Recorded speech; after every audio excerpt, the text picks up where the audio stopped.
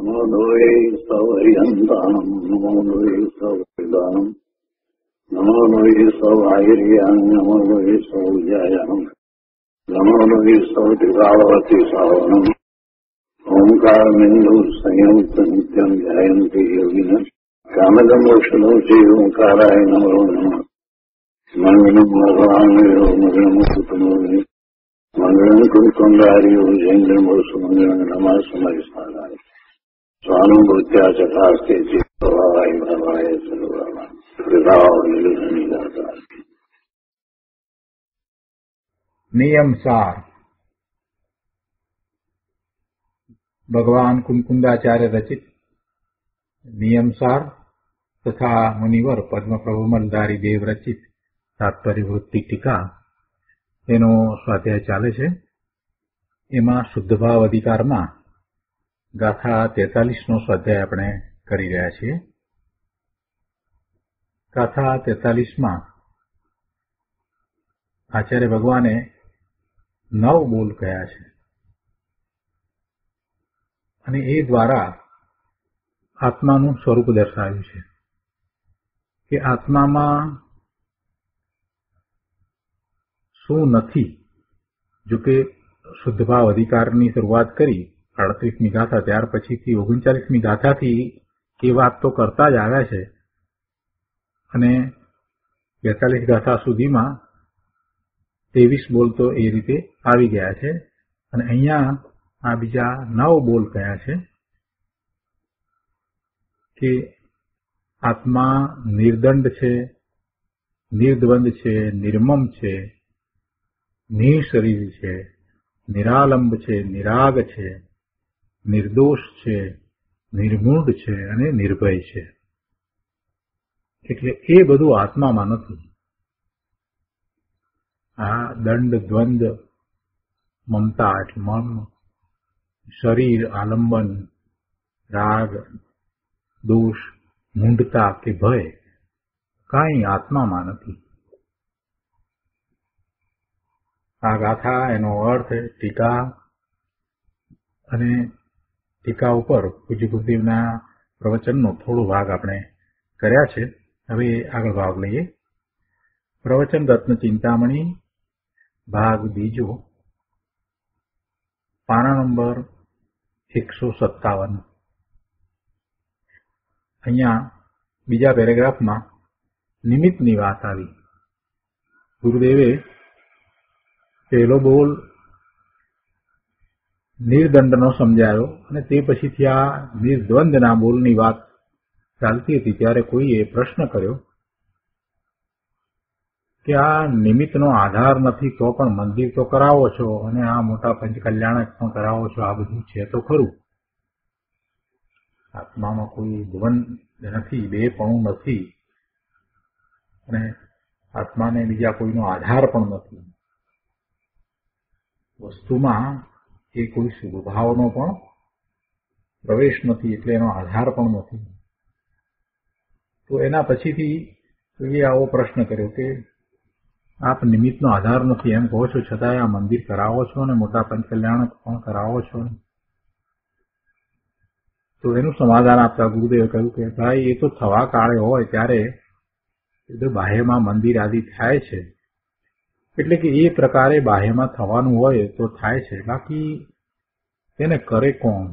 એટલે કે આત્મા તો એને કરતો નથી. આત્મા જ્ઞાન સિવાય ખરેખર બીજું કાંઈ કરતો નથી. પોતાના સ્વરૂપથી ચ્યુત થઈ અને પરનું લક્ષ કરે તોય એ શુભ કે અશુભ ભાવ કરે પણ પરનું કાંઈ કરે નહીં.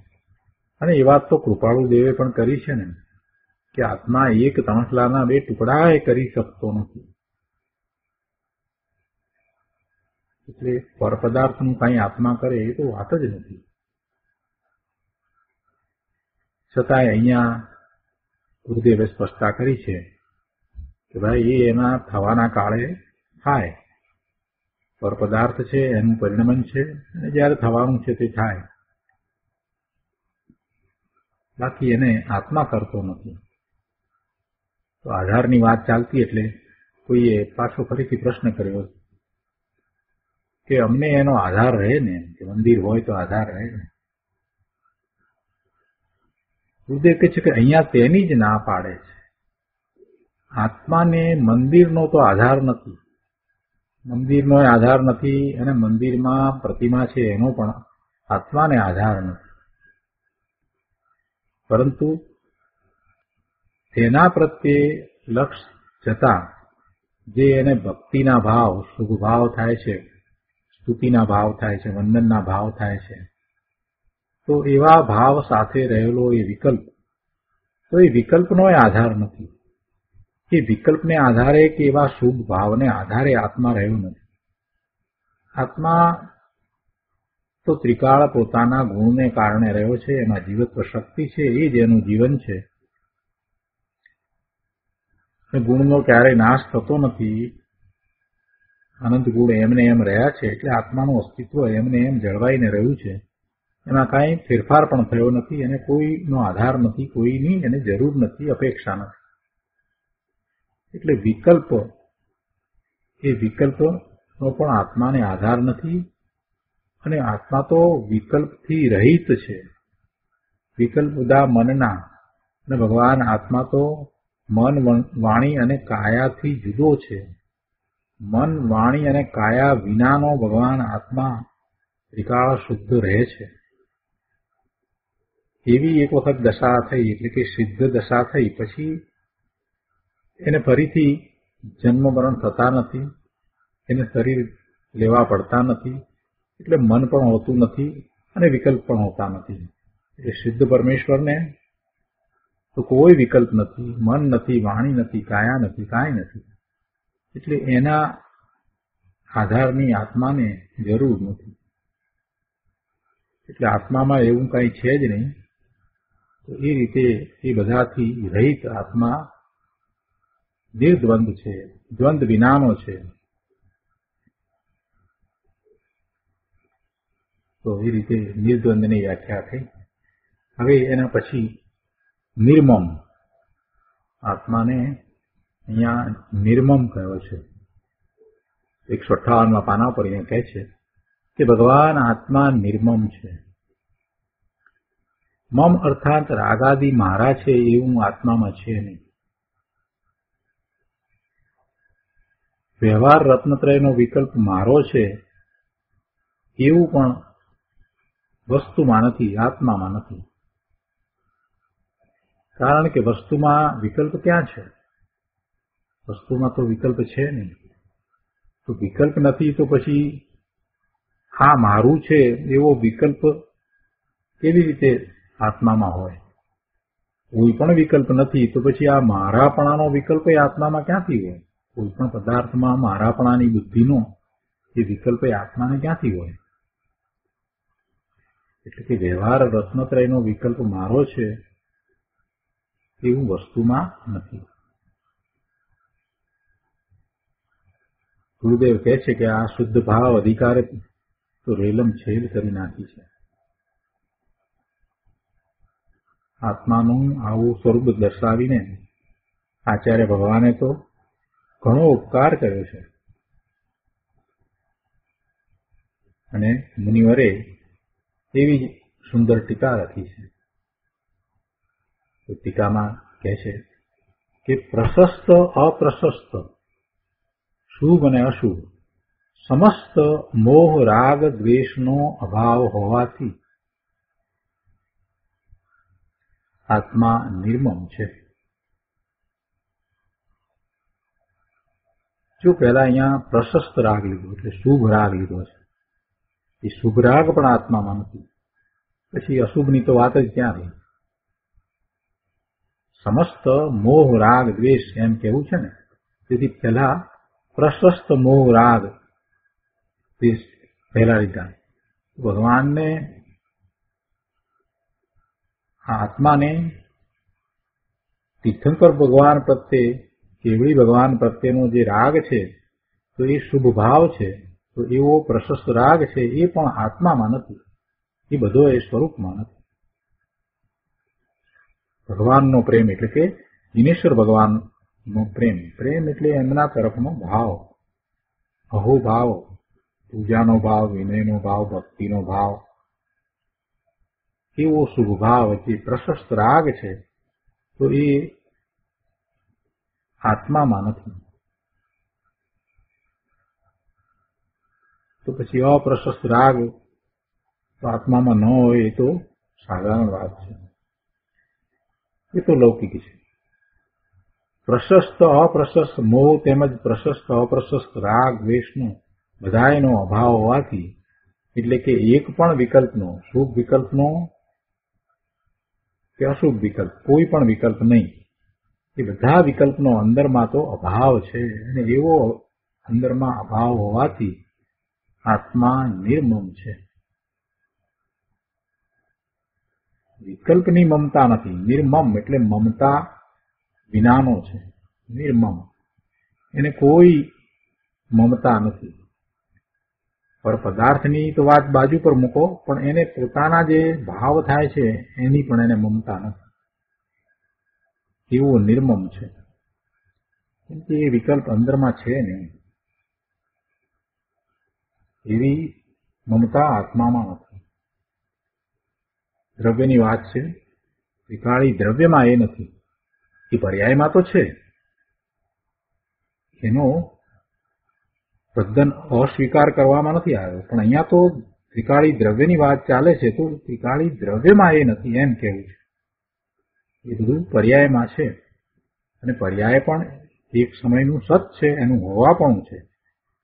એટલે પર્યાયમાં છે, પણ ત્રિકાળી દ્રવ્યમાં નથી. એના ત્રિકાળી દ્રવ્યમાં નથી એટલે એનો એ સ્વભાવ નથી. એટલે એનો એ સ્વભાવ નથી. એ શુભાશુભ ભાવે થાય એવો એનો સ્વભાવ નથી. સમજવાનું આ છે. વિકલ્પ તો આવે જ છે ને.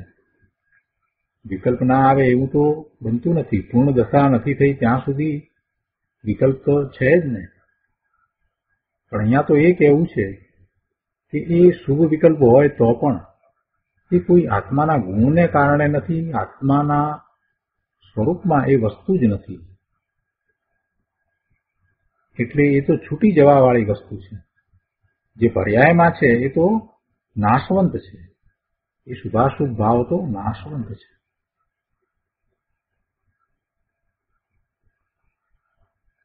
વિકલ્પની મમતા, વિકલ્પ મારો છે કે સારો છે એવી મમતા આત્મામાં છે નહીં. તો પછી આ બહારની ચીજ, મકાનો, મંદિરો, પુસ્તકો, આ કોમ્પ્યુટર, કાર, આ બધા તો આત્મામાં ક્યાંથી હોય?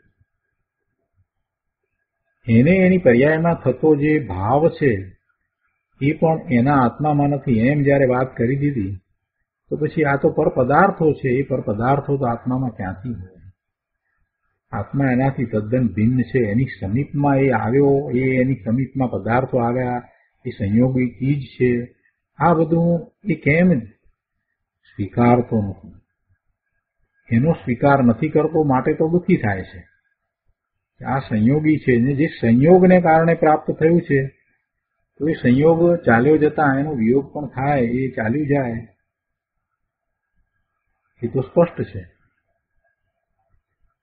સંયોગ જે છે એ કોઈ સંયોગ ત્રિકાળ તો રહેતો નથી. દરેક સંયોગ જે છે એ તો ક્ષણિક જ હોય ને. છતાંય એ એવા સંયોગને પકડી રાખવા માંગે છે. આ જીવને અનાદિથી એવી વિકૃત બુદ્ધિ થઈ છે કે જે કાંઈ સંયોગો છે એ સંયોગોને એ સારા માની અને એને કાયમ રાખવા માટે પ્રયત્નશીલ થાય છે કે એ સંયોગોને એ પોતે કાયમ રાખે. અત્યારે સંયોગો વર્તમાનમાં એવા છે કે એને ધન સામગ્રી મળી છે, તો એ તો સંયોગે મળી છે. હવે એને એમ છે કે એ મારી પાસે કાયમ રહે, અને કાયમ રહે એ માટે એ હવાતિયા મારે છે. ભાઈ તને મળી એ તારા પુણ્યને કારણે મળી છે ને, એ સંયોગ છે, અને એ સંયોગો કેટલો વખત રહેવાના છે? તું કર્મના બંધ વિશે કાંઈ નથી જાણતો. કર્મના બંધ પડે છે તો એને સ્થિતિ બંધ હોય છે. એ સ્થિતિ બંધનો અર્થ શું? કે અમુક સ્થિતિ સુધી જ એ કર્મના ઉદયો રહેશે. અમુક સ્થિતિ પછી એ આપોઆપ બધું ખરી જવાનું છે. જો એમ જ છે તો જે પુણ્ય કર્મના કારણે આ સંયોગો, સુવિધાના સંયોગો, અનુકૂળતાના સંયોગો, આ કોમ્પ્યુટર કાર, આ બધું જે પોતાની સમીપમાં આવ્યું છે એ બધું ચાલ્યું જાય એ શક્ય છે. એમાં કાંઈ આશ્ચર્ય પામવા જેવું નથી. જો સંયોગે કરીને પ્રાપ્ત થયું છે તો એ સંયોગોનો સમયગાળો પૂરો થતા જરૂરથી ચાલી જશે. એ જશે ને જશે જ. તું એ વાતને ભાઈ સ્વીકારી લે ને. પછી એ વાતને સ્વીકારે તો એને બધું સહેલું થઈ જાય છે. પછી એને મમત્વ રહેતું નથી. સંયોગને પર પદાર્થોને જેમ છે તેમ જાણે, એનો બધો ભ્રમ ભાંગી જાય તો મમત્વ ન રહે. કેમ કે આત્માની અંદર કોઈ મમત્વ થાય એવી ચીજ નથી, એવો કોઈ ગુણ નથી, એટલે પછી મમત્વ થવાનો પ્રશ્ન જ નથી રહેતો. આ મમત્વ જે થાય છે પર પદાર્થો પ્રત્યેનું મમત્વ, એ અજ્ઞાનને કારણે, મિથ્યાત્વને કારણે, ભ્રમને કારણે થાય છે. અને એને સમજીને છોડવાનું છે. એવા મમત્વને સમજીને પહેલા તો પ્રયત્નપૂર્વક છોડવાનું છે. અને પછી એક વખત પોતાના સ્વરૂપનો અનુભવ થશે એટલે પછી એ બધું સહજ થઈ જશે. આત્મામાં એ મમત્વ નથી. આત્મા તો ત્રિકાળ નિર્મમ છે. હવે એ પછીનો બોલ. આત્મા નિહકલ છે. નિહકલ એટલે નિહ શરીર. આત્માને શરીર નથી. એટલે આગળ કહે છે કે વળી નિશ્ચયથી ખરેખર આ બધા શરીર જે કયા ને, ઔદારિક શરીર, તેજસ શરીર, કાર્મણ શરીર, વિક્રિય શરીર, આહારક શરીર, 5 પ્રકારના જે શરીર કયા, એમાંનું એક પણ શરીર ભગવાન આત્માને નથી.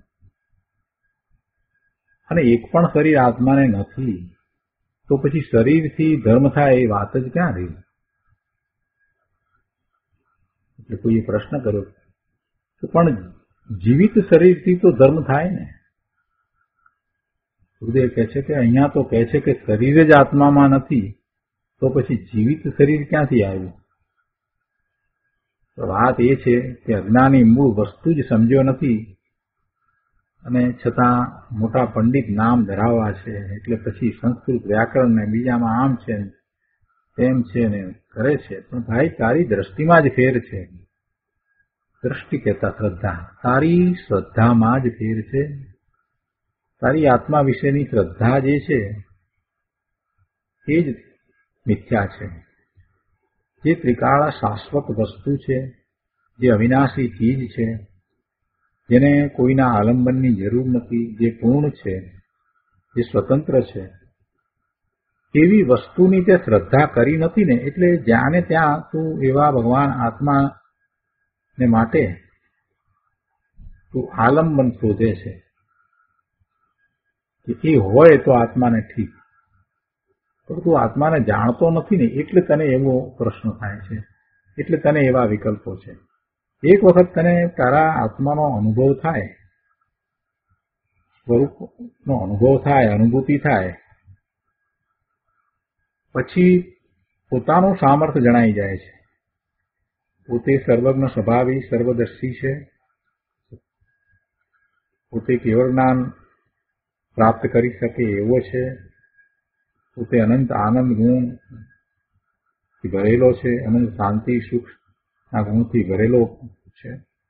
અને એ બધું અંદરમાં જે પડ્યું છે એની પ્રગટતા પર્યાયમાં થાય છે અને એવું કરવા માટે એ સક્ષમ છે. એ વાત એને સ્વાનુભૂતિમાં સમજાઈ જાય છે. એક વખત સ્વાનુભૂતિ કરે તો બધું સમજાઈ જાય છે. પછી બહારમાં ક્યાંય એને આલંબન શોધવા જવાની જરૂર લાગતી જ નથી. પોતે પૂર્ણ છે એ વાતનો વિશ્વાસ એને સ્વાનુભૂતિમાં આવી જાય છે. પછી મારે પૂર્ણ થવું છે એ વાતે રહેતી નથી. પોતે પૂર્ણ જ છે, દ્રવ્યથી પોતાનું સ્વરૂપ ત્રિકાળ શુદ્ધ પૂર્ણ છે એવો નિર્ણય થયા પછીથી વર્તમાનમાં એ પૂર્ણતા પ્રગટ કરવા માટે થઈને એને વિશેષ કરવાની કાંઈ જરૂર નથી, વિશેષ કાંઈ પણ કરવાની જરૂર રહેતી જ નથી. એ પોતે પોતાના ત્રિકાળી ધ્રુવ સ્વભાવનું લક્ષ કરે છે એટલે આપોઆપ પર્યાયમાં એવી પૂર્ણતા પ્રગટ થાય છે.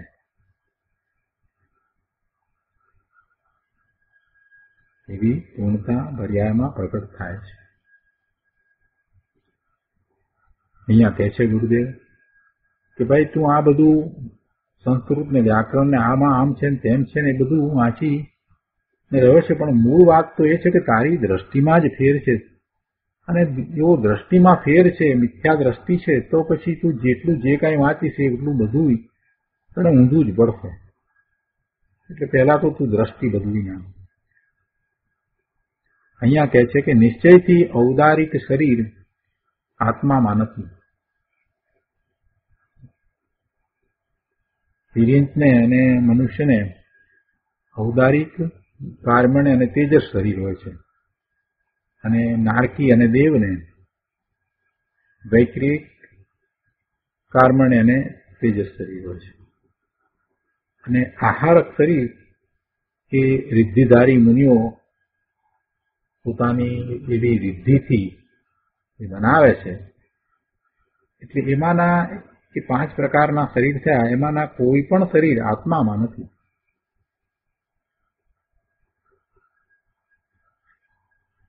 તેજસ શરીર પણ આત્મામાં નથી.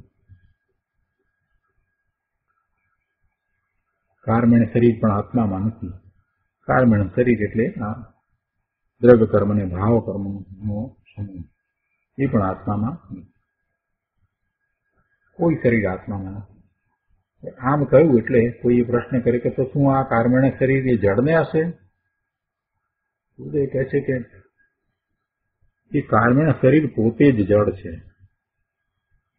એટલે એ ચૈતન્ય એવા આત્મામાં નથી. પરંતુ એમ કહેવાય છે ને કે આત્મા 8 કર્મ સહિત છે, આત્મા 8 કર્મથી બંધાયેલો છે. ગુરુદેવ કહે છે કે એ તો બધો વ્યવહાર છે. નિમિત્ત નૈમિતિક સંબંધની વ્યાખ્યા એની કથની છે. નિમિત્ત નૈમિતિક સંબંધ એ કર્મ છે, છતાં વસ્તુમાં નથી. કર્મ નથી એમ નહીં, કર્મ છે પણ વસ્તુમાં નથી, એટલે આત્મામાં નથી. એટલે આ જે 5 કયા એ 5 શરીર ના સમૂહનો આત્મામાં તો અભાવ છે, એટલે આત્માની શરીર છે. ફરીથી એક પ્રશ્ન થયો કે આત્માની શરીર છે એ વાત ખરી, પણ એ શરીરથી આત્મા જુદો પડે ત્યારે ને, અથવા તો શરીર આત્માથી જુદું પડે ત્યારે ને, ત્યારે તો નહીં ને, અત્યારે તો આ શરીર સાથે જ છે ને આત્મા. ઘણાને આ માન્યતા છે કે સિદ્ધ થાય ત્યારે એને શરીરની જરૂર ન હોય. જ્યાં સુધી એ સિદ્ધ ન થાય ત્યાં સુધી એને શરીરની જરૂર હોય, ને શરીર દ્વારા જ આત્મા પોતાના કાર્યો કરે છે. આવી ઊંધી માન્યતા, આવો ભ્રમ ઘણા જીવોનો છે. અને બીજી એક વાત પણ છે કે જ્યાં સુધી આત્મા શરીર સાથે છે ત્યાં સુધી એ શરીરને ચેતન માને છે. આ ભૂલ તો લગભગ બધાની જ થાય છે. સ્વાધ્યાયમાં બેઠા હશે એમાંથી પણ કેટલાયને હજી મનમાં એમ છે કે જ્યાં સુધી શરીર સાથે આત્મા છે ત્યાં સુધી શરીર ચેતન, પછી આત્મા એમાંથી નીકળી જાય પછી એ જળ. ગુરુદેવે એ વાતને બહુ સ્પષ્ટ વારંવાર કરી છે કે ના, વર્તમાનમાં પણ જ્યારે આ આત્મા આ શરીર સાથે છે ત્યારે પણ આ શરીર એ જળ જ છે, એ જળ જ છે.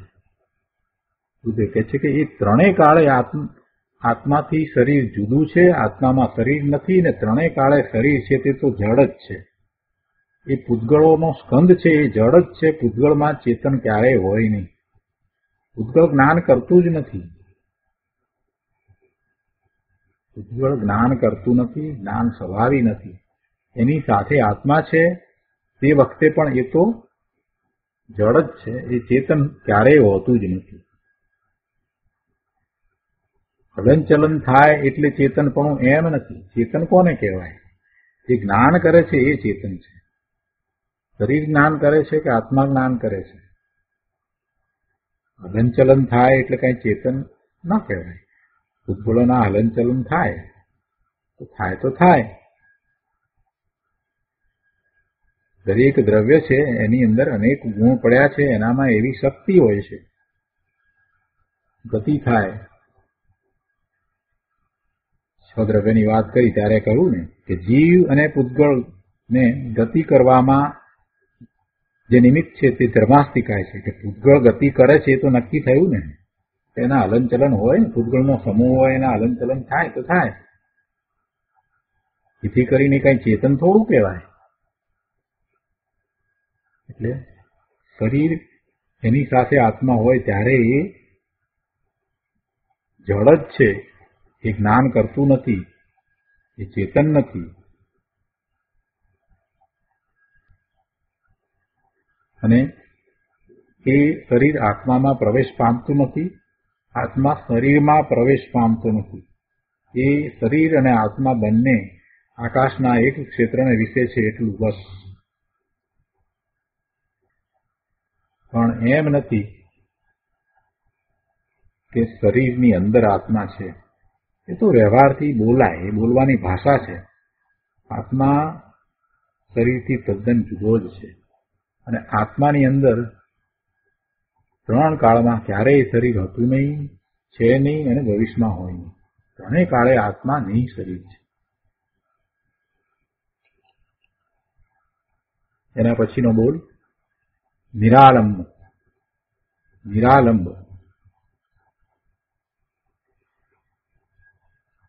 એને સમજાવતા અહીંયા ગુરુદેવ કહે છે કે નિશ્ચયથી પરમાત્માને પરદ્રવ્યનું અવલંબન નહીં હોવાથી આત્મા નિરાલંબ છે. એમ જે કહ્યું છે એમાં પરમાત્માને એમ શબ્દ મૂક્યા છે. તો પરમાત્માને એટલે આ આત્માને એમ સમજવાનું છે. એટલે કઈ બીજાની વાત નથી. પરમાત્માને એટલે આ આત્માને, પણ બીજા ભગવાન કે અન્ય કોઈ નહીં. પરમ વત્તા આત્મા એટલે ઉત્કૃષ્ટ આત્મા, આખું સ્વરૂપ, પરમ સ્વરૂપ. તો પોતાનો ત્રિકાળી શુદ્ધ સ્વભાવ છે તે પરમ સ્વરૂપે છે. પોતાનો ત્રિકાળી ત્રણેય કાળે શુદ્ધ સ્વભાવ જે પરમ સ્વરૂપ છે તેને અહીંયા પરમાત્મા કહેવામાં આવ્યો છે. એટલે કે ત્રિકાળી શુદ્ધ ભાવને પરમ સ્વરૂપ પરમાત્મા કહેવાય છે. અને એવા આત્માને, એવા પરમાત્માને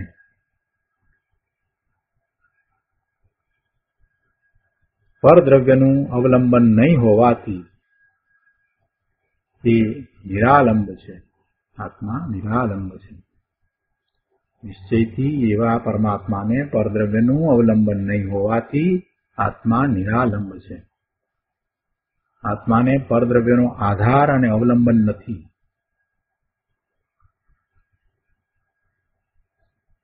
દેવગુરુ શાસ્ત્રનું અવલંબન, આલંબન, પણ આત્માને નથી. દેવગુરુ શાસ્ત્રનું અવલંબન, આધાર, આલંબન એ આત્માને અત્યારે પણ નથી. વસ્તુને એટલે આત્માને પરનું આલંબન કેવું? આત્માને પરનું આલંબન હોય નહીં. વસ્તુમાં જ્યાં વિકલ્પ પણ નથી ત્યાં વિકલ્પના નિમિત્તોનું આલંબન ક્યાંથી આવ્યું? અંદરમાં વિકલ્પ પણ નથી તો પછી વિકલ્પના નિમિત્તનું આલંબન હોય? પરદ્રવ્યનું આલંબન હોય નહીં. વિકલ્પ તો પરદ્રવ્યનું આલંબન લેતા થાય છે ને. પરદ્રવ્યનું આલંબન લેતા એને વિકલ્પ ઉઠે છે. પણ અહીંયા કહે છે કે પરદ્રવ્યનું આલંબન આત્માને છે નહીં અને વિકલ્પ પણ આત્માને નથી. વસ્તુમાં જ્યાં વિકલ્પ પણ નથી ત્યાં પછી વિકલ્પના નિમિત્તોનું આલંબન ક્યાંથી આવ્યું છે? પરદ્રવ્યનું આલંબન ક્યાંથી હોય? આ મંદિર આદિ એ બધાનું આલંબન ક્યાંથી હોય? એ બધા એના બનવાના કાળે બને, બાકી કોણ બનાવે?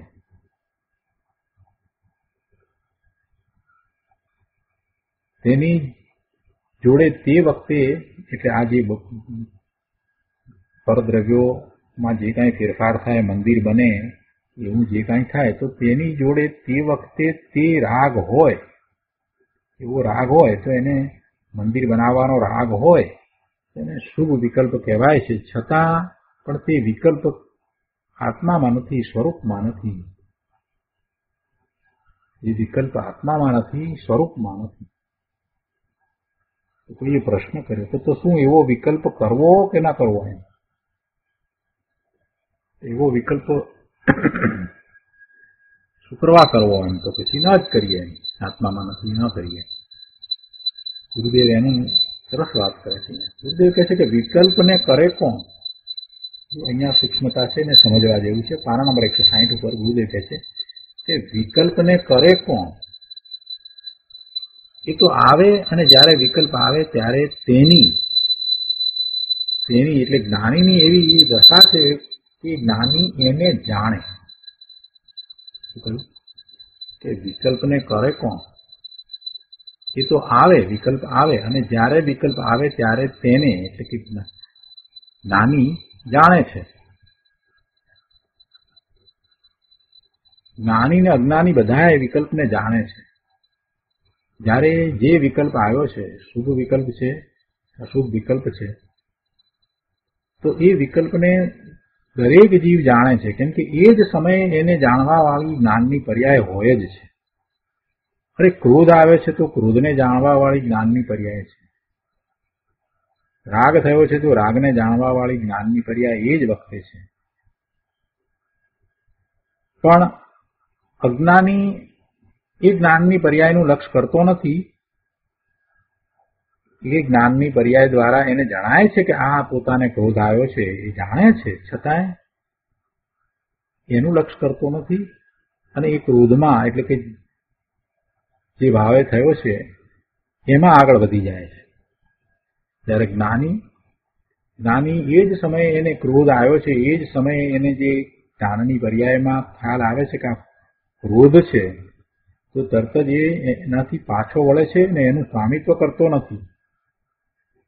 આ પોતાથી જુદો છે અને પોતાના પુરુષાર્થની નબળાઈને કારણે આ ક્રોધ આવ્યો છે. એને એ જ્ઞેય તરીકે જાણે છે, એટલે તરત જ પછી એ ક્રોધ શમી જાય છે. એ લંબાતો નથી.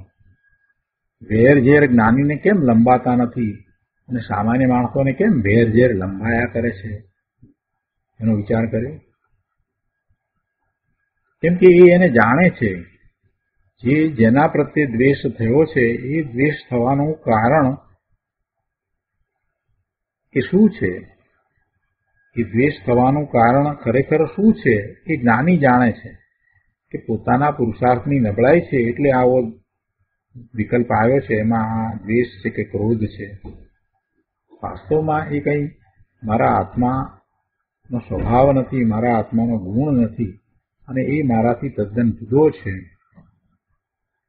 અને એવો વિકલ્પ અને એ વિકલ્પ સાથેનો એવો અશુભ ભાવ, એનું નિમિત્ત કારણ એ પેલું પરદ્રવ્ય છે.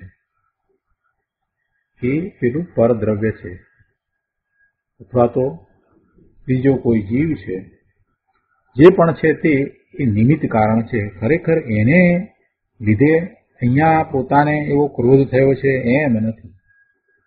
એ નિમિત્ત કારણ છે. ક્રોધ થયો છે એ પોતાના પુરુષાર્થની નબળાઈને કારણે ક્રોધ થયો છે. દ્વેષ થયો છે તો પોતાના પુરુષાર્થની નબળાઈને કારણે થયો છે. શુભ કે અશુભ ભાવ થયો છે તે પણ પોતાના પુરુષાર્થની નબળાઈને કારણે થયો છે. સામે એ પ્રમાણેના એવા ઉચિત નિમિત્તો હોય. સામે જ્યારે શુભ ભાવ આવ્યો છે તો એવા દેવ ગુરુ શાસ્ત્રના કે એવા નિમિત્તો હોય, પણ એ નિમિત્તો એ કાંઈ એને એવો શુભ કે અશુભ ભાવ કરાયો છે એમ નથી. એટલે એવા એ વિકલ્પને તો જેમ છે તેમ જ્ઞાની જાણે છે. એટલે વિકલ્પ એ કરે એમ વાત નથી. ખરેખર તો આત્મા વિકલ્પ સુપરા કરે. આત્માને વિકલ્પ હોય નહીં. વિકલ્પ મનનું કારણ છે.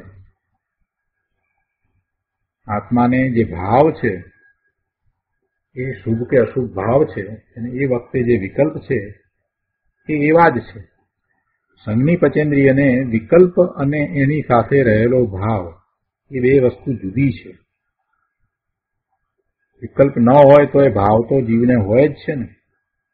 સંજ્ઞી પચેન્દ્રિયને બંને સાથે છે એટલે એ ભૂલ ખાઈ જાય છે કે આ વિકલ્પ આવો છે માટે એવો ભાવ થયો છે એને.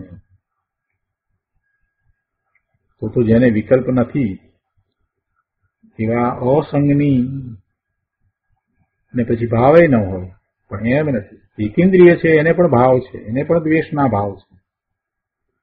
બે ઇન્દ્રિય, ત્રણ ઇન્દ્રિય, ચાર ઇન્દ્રિય બધાને ભાવ તો છે જ ને. ભાવ છે તે આત્માના છે. કે અશુભ ભાવ છે, દ્વેષના ભાવ છે, એટલે એકેન્દ્રિયમાં છે એને ખૂબ દ્વેષના ભાવ છે. એટલે ફરી પાછો એમાંથી મરીને પાછો એમાં ને એમાં ઉપજે છે. એકેન્દ્રિયમાં ને એકેન્દ્રિયમાં એ જીવ ઉપજ્યા કરે છે. ઘણો કાળ પછીથી એમાંથી બહાર નીકળે છે. આ પચેન્દ્રિય સંજ્ઞી છે, તો સંજ્ઞીને એક વિકલ્પ છે અને વિકલ્પ સાથે રહેલો એવો ભાવ છે. એ શુભ કે અશુભ ભાવ જ છે, પણ એ સાથે એવો વિકલ્પ છે. અને એ વિકલ્પ છે કેમ કે એ સંજ્ઞી છે, મન સહિત છે, તો એ વિકલ્પથી પોતે ભગવાન આત્મા જુદો છે એ વાતને એને તો સમજવાની જરૂર છે. વિકલ્પથી પોતે જુદો છે અને જે ભાવ થયો છે શુભ કે અશુભ ભાવ છે એ પોતાના કોઈ ગુણને કારણે નથી. આ વાત એને પકડવાની છે. પોતાને શુભ કે અશુભ ભાવ હોઈ શકે નહીં, કેમ કે અંદરમાં પોતાને કોઈ એવો ગુણ નથી. અને વિકલ્પ એ ક્યાંથી કરે? એ એટલે આત્મા ક્યાંથી વિકલ્પ કરે? ગુરુદેવ કહે છે કે વિકલ્પને કરે કોણ? છતાં એવા વિકલ્પ આવે. કહે છે કે એ તો આવે, અને જ્યારે વિકલ્પ આવે ત્યારે તેને નાની જાણે છે. પૂર્ણ દશા થયા પછીથી એ વિકલ્પ નથી હોતા. સ્વરૂપને વિશે એકાગ્રતા કરી લે, પૂર્ણપણે એકાગ્રતા કરી લે, સ્થિર થઈ જાય પછી કોઈ વિકલ્પ ઉઠતો નથી. પણ સ્વરૂપનું લક્ષ્ય કરે છે, થોડો સમય રહે છે ને પાછો બહાર આવે છે, તો એને વિકલ્પ આવે છે. સાતમા છઠ્ઠા ગુણસ્થાને મુનિને પણ વિકલ્પો હોય છે. સાતમા ગુણસ્થાનની દશામાં પોતે નિર્વિકલ્પ ધ્યાનમાં સ્વરૂપમાં રહ્યા છે, ત્યાં લીનતા કરી છે અને પછી પાછા બહાર આવે છે, તો એમને પણ વિકલ્પ હોય છે. અને એમાં શુભ વિકલ્પ જ વધારે હોય છે. એમાં શાસ્ત્રની રચના કરવાનો, સ્તુતિ લખવાનો, પ્રભુની ભક્તિ કરવાનો, પ્રભુની પૂજાનો, શિષ્યને સમજાવવાનો, એવો અનેક પ્રકારે શુભ વિકલ્પ એમને આવે છે. અને એવા શુભ ભાવ હોય છે. અને એ શુભ ભાવને એ જ સમયે જાણવા વાળી જ્ઞાનની પર્યાય એમને પણ એ જ વખતે હોય છે. એટલે જાણે છે કે આ પોતાને આવો વિકલ્પ આવ્યો છે અને એ વખતે આવો ભાવ છે. એમ એ પોતાથી એને જુદું પાડી દે છે. પોતામાં એ નથી, પોતે તો ત્રિકાળી ભગવાન આત્મા શુદ્ધ છે, એમ એને એ જુદું પાડે છે. વેદ જ્ઞાન સતત વર્તે છે. પોતે કોણ છે એ એક સમય માટે પણ વિસરાતું નથી. એટલે જો વિકલ્પ આવે તો એને જાણે. અહીંયા કહે છે કે પરમાત્માને અર્થાંત પરમ સ્વરૂપ એવા પર્યાય વિનાના આ ભગવાન આત્માને કે જે ધ્રુવ, નિત્ય ને ત્રિકાળી શુદ્ધ ભાવ છે, તેને પરદ્રવ્યનું અવલંબન નહીં હોવાથી તે નિરાલંબ છે. અહીંયા તો નિરાલંબની વાત ચાલે છે. એમાં વચ્ચે વિકલ્પની વાત આવી એટલે આપણે એનો વિસ્તાર કર્યો. ગુરુદેવ કહે છે કે આ બોલમાં દેવ શાસ્ત્ર ગુરુનું પણ આત્માને આલંબન નથી એમ કહે છે. કોઈનું આલંબન નથી, નિરાલંબ. ફરીથી કોઈ એ પ્રશ્ન કરે તો દ્રવ્યને દેવશાસ્ત્ર ગુરુનું આલંબન નથી. એનો અર્થ એમ થયો દ્રવ્યને દેવશાસ્ત્ર ગુરુનું આલંબન નથી, પરંતુ પર્યાયને તો તેનું આલંબન છે ને. દેવશાસ્ત્ર ગુરુનું પર્યાયને તો આલંબન છે ને. દ્રવ્ય ત્રિકાળી શુદ્ધ છો આપ કહો છો તો એ વાત તો સમજાય છે. એટલે દ્રવ્યને નથી, દ્રવ્યને દેવગુરુ શાસ્ત્રના આલંબન નથી, એ વાત તો બરાબર સમજાય. પણ એને આ જે પર્યાય થાય છે, શુભભાવ થાય છે, એવા વિકલ્પ વગેરે થાય છે, તો એ કોના આલંબને થાય છે? કે દેવગુરુ શાસ્ત્રના આલંબને તો થાય છે. તો પછી એવી જે પર્યાય થઈ એ પર્યાયને તો દેવ શાસ્ત્ર ગુરુનું આલંબન કહેવાય ને. પ્રશ્ન સમજાયો? પ્રશ્ન કરનારે બહુ બુદ્ધિપૂર્વક પ્રશ્ન કર્યો છે કે આ પર્યાય જે છે એ પર્યાયને તો તેનું આલંબન છે ને, દેવ શાસ્ત્ર ગુરુનું આલંબન છે ને પર્યાયને તો. કેમ કે પર્યાયમાં એને જે શુભભાવ થયો તે શુભભાવ થવામાં દેવ ગુરુને શાસ્ત્ર નિમિત્ત છે, તો એને એ આલંબન સમજ્યો છે. હવે જુઓ, અહીંયા સમજવાનું છે. કોઈને એમ લાગે કે આ વાત તો બરાબર બેસી જાય છે, પર્યાયને તો એનું આલંબન છે, એ વાત એમને કોઈને એમ લાગે. જો અહીંયા સમજવાનું છે કે એક સમયની જે પર્યાય છે એના સટકારક, એના પોતાના, એ વાત આપણે સમયસારના સ્વાધ્યાયમાં અને પ્રવચનસારના સ્વાધ્યાયમાં પણ આપણે બરાબર સમજ્યા છીએ. પર્યાયના ઉત્પાદ અને વ્યય એની વાતમાં જે એનો ઉત્પાદ છે તો એના 6 કારકો એના પોતાના છે. પર્યાય સ્વતંત્ર છે. પર્યાય સ્વતંત્ર છે. એટલે ખરેખર જોવા જઈએ તો જે પર્યાય, જે કઈ પર્યાય થાય છે એ સ્વતંત્ર રીતે જ થાય છે. પછી આલંબનનો ક્યાં સવાલ આવ્યો? જ્યારે જે પર્યાય થઈ છે એ સમયે એ પર્યાય સ્વતંત્રપણે થઈ છે અને સામે એવું નિમિત્ત છે, બસ એટલું. પણ કાંઈ નિમિત્ત એને એવી પર્યાય કરાવી દે છે એમ નથી. દેવ ગુરુ કે શાસ્ત્ર એને શુભભાવની પર્યાય કરાવી દે એમ બનતું નથી. એ પરદ્રવ્ય આ દ્રવ્યની અંદર કાંઈ કરે એમ બને નહીં. એટલે દ્રવ્યમાં તો કંઈ થતું નથી, પણ એના જે પરિણામ જે થઈ રહ્યા છે પર્યાય પણ પેલું બીજું દ્રવ્ય અહીં કરી દે એમ થતું નથી. પર્યાય અહીંયા થાય છે, આ જીવને થાય છે, અને પેલો જીવ જુદો છે, તો એને કારણે એને આ પર્યાય થાય એમ બનતું નથી. એટલે દેવશાસ્ત્ર ગુરુ એ પર્યાય માટે આલંબન રૂપ છે એમ વાત નથી. એ વખતે એવા જ પરિણામ થવાના હતા તે થાય છે, તો એ વખતે સામે નિમિત્ત તરીકે દેવ ગુરુ કે શાસ્ત્ર હોય છે. ગુરુદેવે એનું સમાધાન જે આપ્યું છે આપણે લઈએ. ગુરુદેવ કહે છે કે ભાઈ, પર્યાયને પણ દેવ શાસ્ત્ર ગુરુનું આલંબન નથી. પર્યાયને પણ દેવ શાસ્ત્ર ગુરુનું આલંબન નથી. જેણે નિરાલંબ દ્રવ્યની દ્રષ્ટિ કરી તેના પર્યાયને પણ દેવશાસ્ત્ર ગુરુનું આલંબન નથી, એવી વાત છે. જોકે અહીં તો વસ્તુની વાત કરે છે, છતાં પણ વસ્તુના દ્રષ્ટિવંતને પણ બધું આમ જ છે. અર્થાત જ્ઞાનીને પણ આ જ પ્રમાણે છે. વસ્તુની જે વાત કરી ને, ત્રિકાળી દ્રવ્યમાં નથી એમ જે કહ્યું છે, તો એ જ પ્રમાણે જ્ઞાનીને પણ છે. જ્ઞાની પણ નિર્દંડ ને નિર્દ્વંદ છે, એને પણ એ પણ નિરાલંબ છે. એ બધું એને પણ લાગુ પડે છે.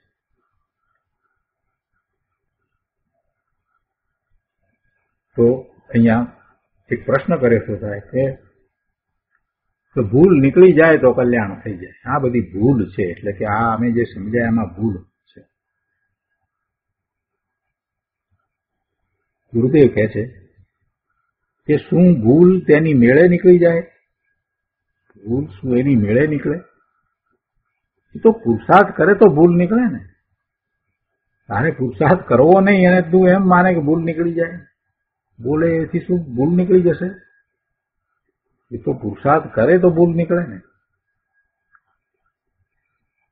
જે સાંભળ્યું એમાં વિશ્વાસ મૂકે અને એને અપનાવી લે, એ સત્યને અપનાવી લે તો ભૂલ નીકળી જાય. પણ આ જીવ એ વાતને સાંભળે છે, એની ઉપર ક્યારેક વિચાર કરે છે, ક્યારેક વિચાર પણ નથી કરતો અને ભૂલી જાય છે.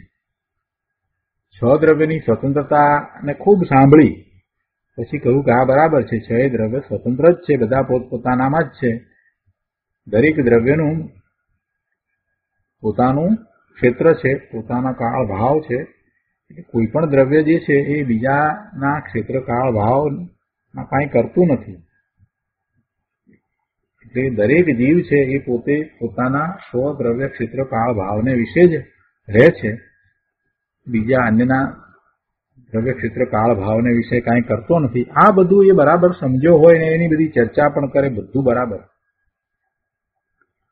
આટલું બધું કરે ને ત્યાર પછીથી જેવો સ્વાધ્યાય પૂરો થાય એટલે પછી પરના કાર્યો હું કરું ને પરને કારણે મને સુખ ને દુઃખ થયા ને પરે મને આમ કર્યું, એ વાત તો લઈને પાછો બેસી જાય છે. એક તરફ તો તું કહેતો હતો કે બીજો જીવ મારામાં કાંઈ કરી શકે નહીં, મને કાંઈ ન કરે, ને હવે પાછો તું કેમ આમ બીજાને દોષ આપવા માટે કટિબદ્ધ થઈ ગયો? એટલે ભૂલ નીકળે ક્યારે? ગુરુદેવ કહે છે કે ભૂલ કાંઈ એની મેળે નીકળે? એ તો પુરુષાર્થ કરે તો ભૂલ નીકળે ને. બહુ મહત્વની વાત છે. પુરુષાર્થ કરે તો ભૂલ નીકળે. પુરુષાર્થ કયા પ્રકારે થાય? વાંચીએ, સાંભળીએ, બસ સાંભળ્યા જ કરીએ, સાંભળ્યા જ કરીએ, સાંભળ્યા જ કરીએ, સાંભળ્યા કરીએ, જીવનનો અંત આવે ત્યાં સુધી બીજું કાંઈ કરીએ નહીં તો ભૂલ નીકળી જાય, એની મેળે નીકળી જાય. એમ તો થતું નથી. ગુરુદેવ કહે છે કે પુરુષાર્થ કરે તો ભૂલ નીકળે. અહીં કહ્યું કે ભગવાન આત્મા નિરાલંબ છે, તેને કોઈ પર ચીજ કે વિકલ્પનું આલંબન નથી, એવી એ ચીજ છે. શુદ્ધ ભાવમય વસ્તુ કે જે ધ્રુવ સ્વભાવી છે, તેને કોઈનું અવલંબન નથી, આલંબન નથી, એ નિરાલંબ ચીજ છે. અને એવી દ્રષ્ટિ કરનારના પર્યાયને પણ કોઈનું આલંબન નથી. એવા ત્રિકાળી શુદ્ધ દ્રવ્ય, એવો શુદ્ધ ભાવ, એનું લક્ષ્ય કરનારને પણ, એનું લક્ષ્ય કરનાર કોણ છે? એની વર્તમાન જ્ઞાનની પર્યાય છે. એ એનું લક્ષ્ય કરે છે તો એને પણ કોઈનું આલંબન નથી. ત્રિકાળી ધ્રુવનું લક્ષ્ય કરવામાં કોના આલંબનની જરૂર છે? કોનું આલંબન લેવું પડે? કોઈનું આલંબન જરૂરી નથી. કેમ કે એ એનો સ્વભાવ છે, એનો જ્ઞાન સ્વભાવ છે, એના જ્ઞાન દર્શનના ઉપયોગ છે. તો એને એ સ્વ તરફ વાળે છે, એમાં બીજા પરની જરૂર ક્યાં છે? એને પુરુષાર્થમાં એને પરની જરૂર નથી. એને પુરુષાર્થ કરવો હોય તો પુરુષાર્થની સાચી દિશાને સમજી અને પુરુષાર્થ પોતે જાતે કરે. જ્ઞાન કરવામાં એને પરની જરૂર નથી. જ્ઞાન એનો સ્વભાવ છે. જે કંઈ શાસ્ત્રનો અભ્યાસ કર્યો, વાંચન કર્યું, આ બધું કર્યું, ત્યાર પછીથી મનોમંથન ચિંતન દ્વારા એ એવી ભૂમિકા ઉપર આવ્યો કે પોતે જ્ઞાન સ્વભાવી ભગવાન આત્મા છે. હવે આટલે સુધી પહોંચ્યો છે પણ સમ્યક દર્શન નથી, ત્યાં સુધી ખરેખર એ જ્ઞાની ન કહેવાય. ભલે એને ઘણા શાસ્ત્રોનો અભ્યાસ કર્યો હોય, ઘણા શાસ્ત્રો બરાબર સમજ્યો હોય, બીજાઓને સમજાવી શકતો હોય, તો પણ તે જ્ઞાની કહેવાતો નથી. પણ જે જ્ઞાન એણે સંપાદન કર્યું, એટલે કે જે માહિતી રૂપ જ્ઞાન પ્રાપ્ત કર્યું, એને પોતાની ઉપર ઉતારે કે આત્મા આવો છે, આત્મા આવો છે, આત્મા આવો છે, આ બધી વાત હતી. તો એવો આત્મા પોતાને છે, પોતાને છે તો એ કઈ રીતે છે એ સમજીને એવા આત્માનો અનુભવ કરે, અને આત્માનો અનુભવ કરે તો એને જ્ઞાન થયું કહેવાય. આત્માનું જ્ઞાન તે સાચું જ્ઞાન છે. બાકી બીજું બધું તો માહિતી છે. માહિતીનો ઉપયોગ શું કરવાનો? માહિતી આટલી બધી પ્રાપ્ત કરે, રોજ સ્વાધ્યાય કરે, શાસ્ત્ર વાંચન કરે, અને એનો ઉપયોગ જ ન કરે, એટલે તો પુરુષાર્થ જ ન કરે. સ્વરૂપને વિશે આટલો અભ્યાસ કર્યા પછીથી, સ્વરૂપની આટલી બધી વાત જાણ્યા પછીથી, 47 શક્તિનો બરાબર અભ્યાસ કર્યા પછીથી પણ એ સ્વરૂપમાં જવાનો પ્રયત્ન જ ન કરે તો પછી શું થશે? એને ક્યાંથી આત્મજ્ઞાન થશે? તો એ અહીંયા સ્પષ્ટ કહે છે કે ભાઈ શુદ્ધ ભાવમય વસ્તુ છે, જે ધ્રુવ છે, એવી ધ્રુવ સ્વભાવી વસ્તુ છે. એને બીજાની અપેક્ષા નથી, આલંબન નથી, કોઈની પણ અપેક્ષા વિના, કોઈની પણ મદદ વિના પોતે પૂર્ણ ચીજ છે, નિરાલંબની ચીજ છે. અને એમાં જે ગુણ પડ્યા છે એ ગુણમાં જ એવું છે સામર્થ્ય છે, ગુણની અંદર જ એવું સામર્થ્ય છે કે એ પોતે પોતાની ચીજને જાણે. આત્માનો જ્ઞાન ગુણ છે ને એ જ્ઞાન ગુણ એવો છે કે એનું જ્ઞાનનું ભવન ક્યારેય અટકતું નથી. એ દરેક સમયે જ્ઞાન કરે જ છે ને એવા જ્ઞાન દ્વારા જયારે એ પોતે પોતાને જાણે એટલે પછી બધો ભ્રમ ભાંગી જાય છે. આટલું જ કરવાનું છે. એટલે કે છે કે એવી નિરાલંબ ચીજ છે અને એની દ્રષ્ટિ કરનાર જે વર્તમાન જ્ઞાનની પર્યાય એ પર્યાયને પણ કોઈનું આલંબન નથી. એ પર્યાયને પણ કોઈનું આલંબન નથી. આ લોકોએ કહ્યું કે આ મૂર્તિ ને મંદિર ને બધાનું આલંબન છે ને, દેખે છે ભાઈ એ શુભભાવ છે બધો, અને એવો શુભભાવ હોય ત્યારે ત્યાં લક્ષ જાય છે. બાકી વસ્તુમાં એટલે કે આત્મામાં તે વિકલ્પ નથી. એવા શુભભાવ ને એવા વિકલ્પ પણ નથી અને એ બધા પર પદાર્થો પણ નથી. મૂર્તિ કે મંદિર કે એવું આત્મામાં તો કાંઈ છે નહીં. તેમજ વસ્તુને તેનું આલંબન પણ નથી, કેમ કે તે નિરાલંબ ચીજ છે. એ રીતે નિરાલંબનો બોલ પૂરો થયો. હવે એના પછી કહે છે કે આત્મા નિરાગ છે. નિરાગ તો એમાં એમ કે છે કે મિથ્યાત્વ, રાગ, દ્વેષ, હાસ્ય, રતિ, અરતિ, શોક, ભય, જુગુપ્સા, ક્રોધ, માન, માયા અને લોભ એ બધા પણ વસ્તુમાં નથી. એટલે એ 14 અભ્યંતર પરિગ્રહોનો અભાવ હોવાથી આત્મા નિરાગ છે. મિથ્યાત્વ, પહેલું મિથ્યાત્વ લીધું છે. મિથ્યાત્વ એટલે મિથ્યા માન્યતા, વિપરીત માન્યતા, ઊંધી શ્રદ્ધા, ખોટી શ્રદ્ધા. જે જ્યાં છે ત્યાં તેને ન માનવું, જે જેમ છે તેમ તેને ન માનવું, એ મિથ્યાત્વ છે. વિપરીત માન્યતા, આ મિથ્યાત્વ એ ત્રિકાળી દ્રવ્યમાં નથી, એ પર્યાયમાં છે પણ વસ્તુમાં નથી. એના પછી વેદ લીધું તો સ્ત્રી વેદ, પુરુષ વેદ, નપુંસક વેદ એ બધું પર્યાયમાં છે, વસ્તુમાં નથી. કેમ કે વસ્તુ તો વાસના વિનાની નિર્મળ, આ નપુંસક વેદ, સ્ત્રી વેદ અને પુરુષ વેદ જે કયા એ તો એની વાસના છે. એ વાસના તો પર્યાયમાં છે ને વસ્તુ તો વાસના વિનાની નિર્મળ છે, અખંડ છે અને પરમ બ્રહ્મ સ્વરૂપ છે. અને એવા પોતાના પરમ બ્રહ્મ સ્વરૂપને દ્રષ્ટિમાં લેતા નિર્મળ પરિણામ થાય છે. સમ્યક દર્શન, સમ્યક જ્ઞાન, સમ્યક ચારિત્રના પરિણામ થાય છે. વસ્તુમાં તો એ છે નહીં. આગળ કહે છે રાગ, દ્વેષ, હાસ્ય, રતિ, અરતિ, શોક, ભય, જુગુપ્સા, ક્રોધ, માન, માયા અને લોભ એ બધા પણ વસ્તુમાં નથી. એ બધા વસ્તુમાં નથી. 14 પ્રકારના અભ્યંતર પરિગ્રહ એ વસ્તુમાં નથી. 10 પ્રકારના બાહ્ય પરિગ્રહ ને એ છોડીને મુનિ ધર્મ સ્વીકારે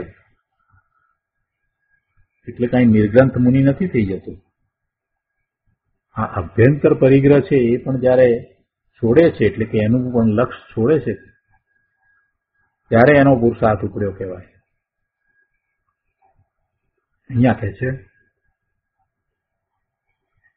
કે રાગ સંબંધી બધા પ્રકારો ભેદો વસ્તુમાં નથી અને આવો ત્રિકાળે શુદ્ધ ભાવ ત્રણેય કાળે તદ્દન નિરાગી વિતરાગી છે એમ કહે છે.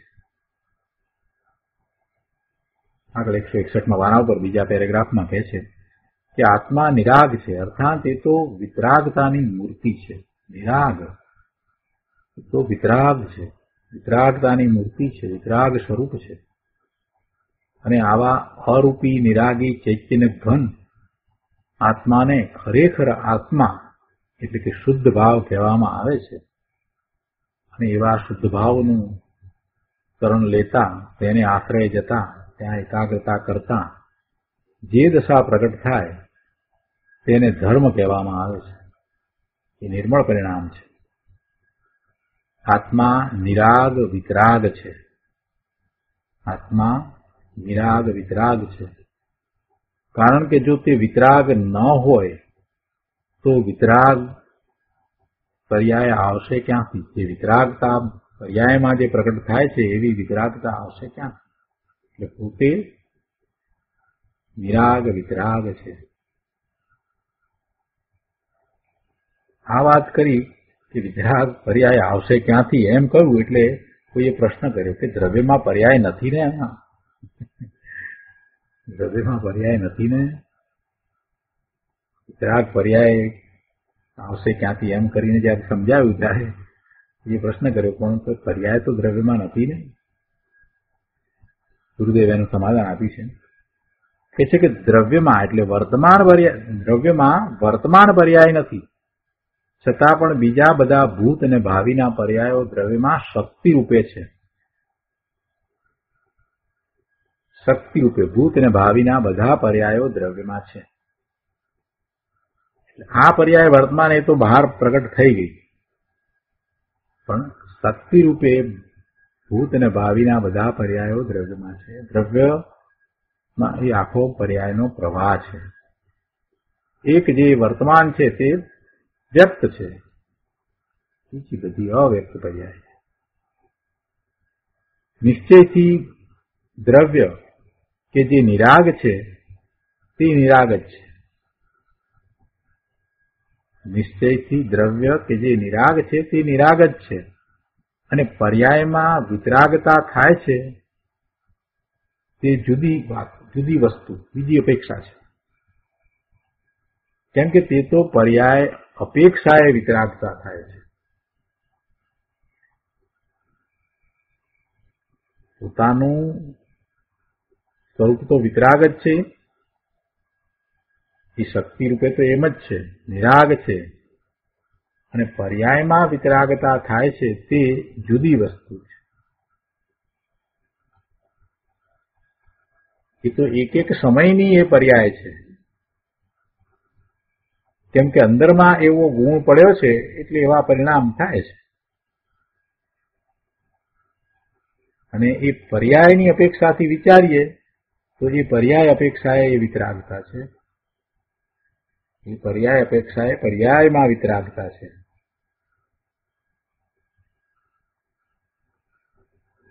અહીંયા કહે છે કે તદ્દન વિતરાગ મૂર્તિ જ આત્મા છે. અકષાય સ્વભાવ સ્વરૂપ જ આત્મા છે. વિતરાગતા છે એટલે કષાય રહિત એવો આત્માનો સ્વભાવ છે. તદ્દન વિતરાગ મૂર્તિ જ આત્મા છે. અકષાય સ્વભાવ સ્વરૂપ જ આત્મા છે.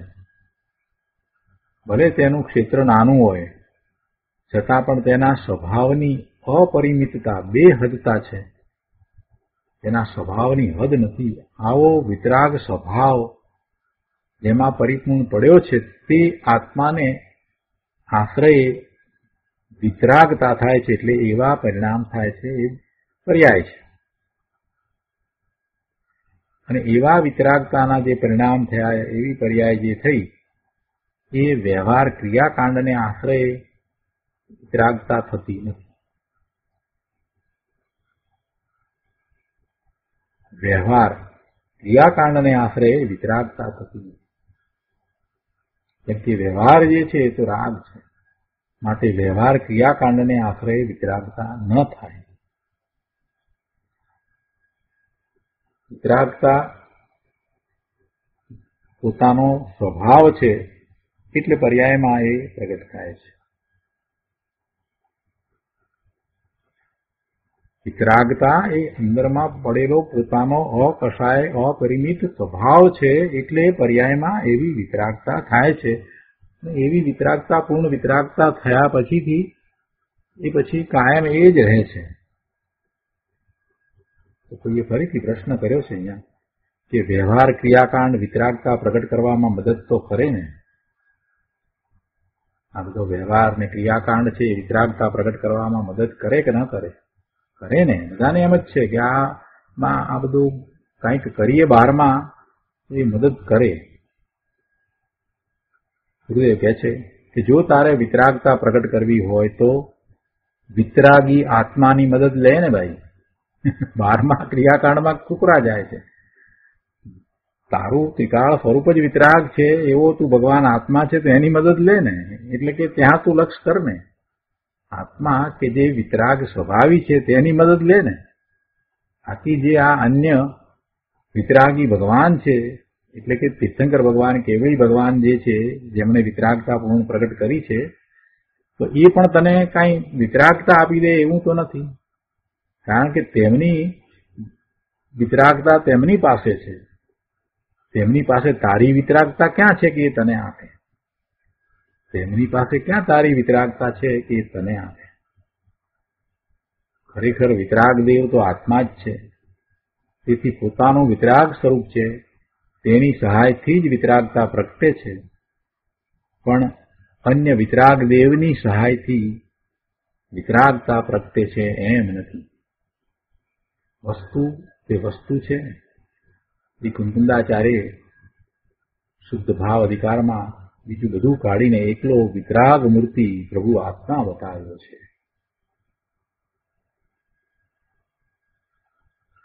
તો આજનો સ્વાધ્યાય અહીંયા સુધી રાખીએ છીએ.